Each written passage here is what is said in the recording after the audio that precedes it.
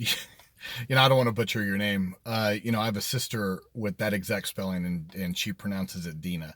So I don't know if it's Dina or Deanna, but either way, hello. Okay, so your son turns 3 February of 2020. So you're a few months away, but has already been qualified for an IEP in that early intervention transition over to the 3-year-old IEP, and that's great.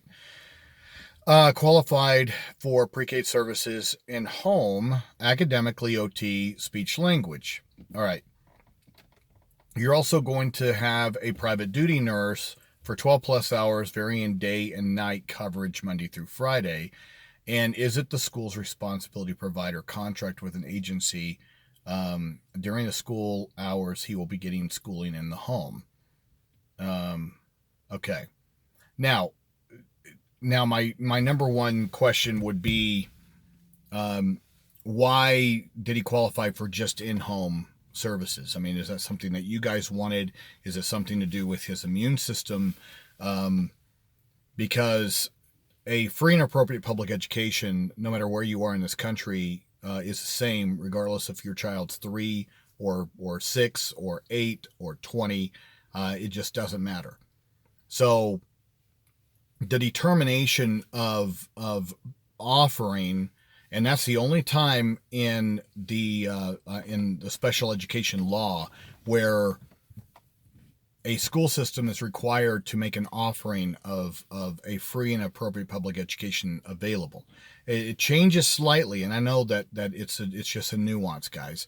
But this is the thing: once your child enters the public school realm, or where you got mandatory, compulsory education, to where now all of a sudden your child is there. Let's say kindergarten on up. They're required to provide your child a free and appropriate public education during the allotted school hours. Now, preschool's different. Preschool is absolutely different. That's why it's an offering of FAPE, because at that point, what ends up happening is the school system is responsible for fully evaluating your child in all of their needs, even unknown needs. But they're supposed to fully evaluate your child in order to.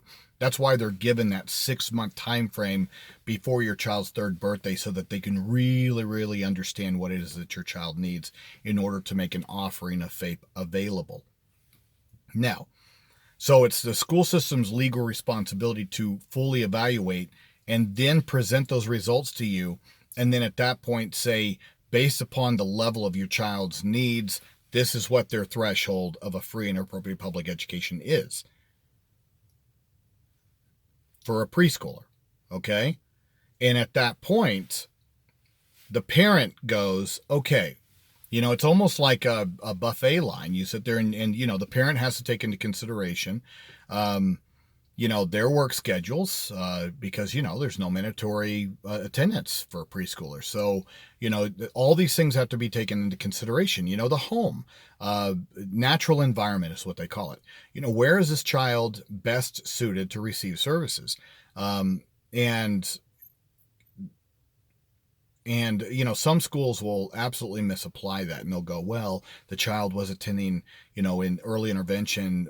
The child doesn't go to daycare or Mother's Day out or anything. So they've been in a home. So therefore their natural environment is the home. That isn't true. The decision or the offering of FAPE has to be made by the school depending on what the evaluation state, not where the child existed prior.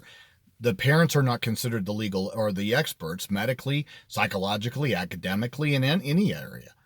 So it's the school system's responsibility to take this evaluative data and then go, you know what?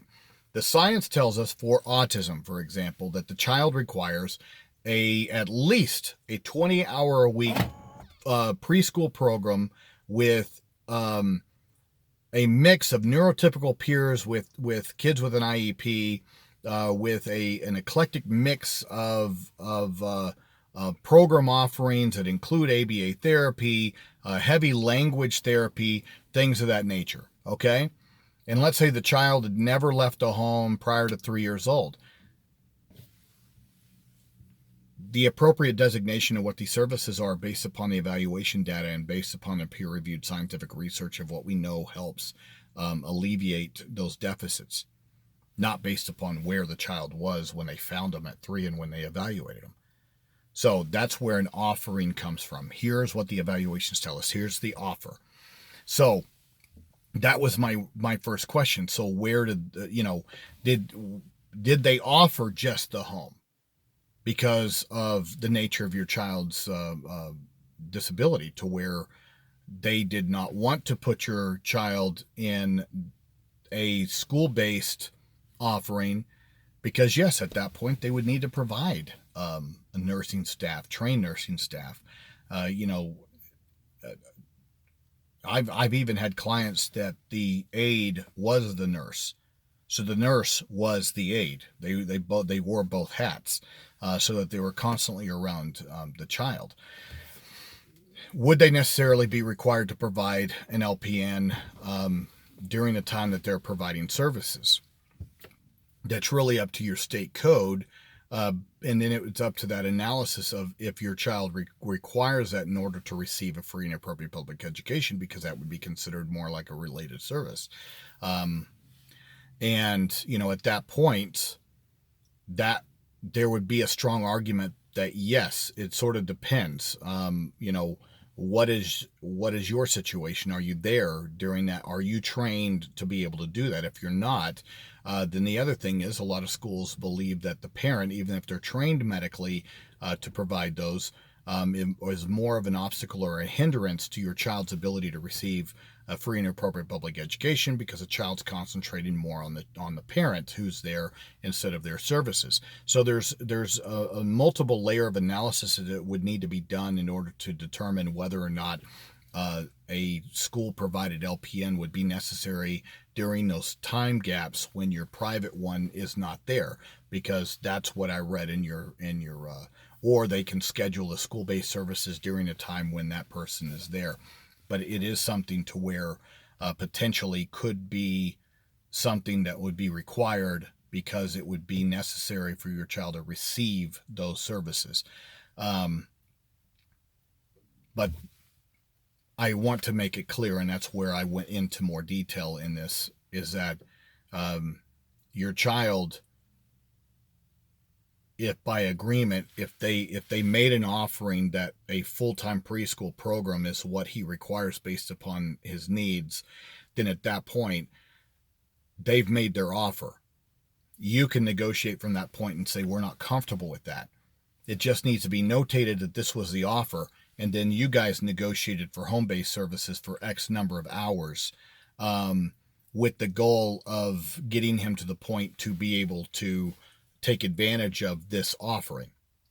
Now, why is that important? It's important because where you establish that threshold or that level of what a free and appropriate public education is, ends up rolling over into kindergarten years, first grade. And if a school system has the threshold too low for your child, then it becomes a real difficulty. And quite frankly, there's a lot of avoidable due processes and a lot of avoidable disagreements on what the proper level of FAPE is,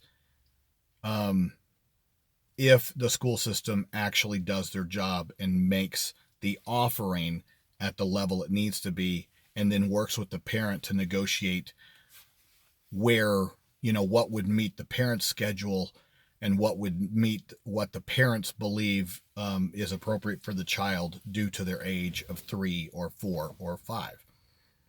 They are not necessarily the same thing.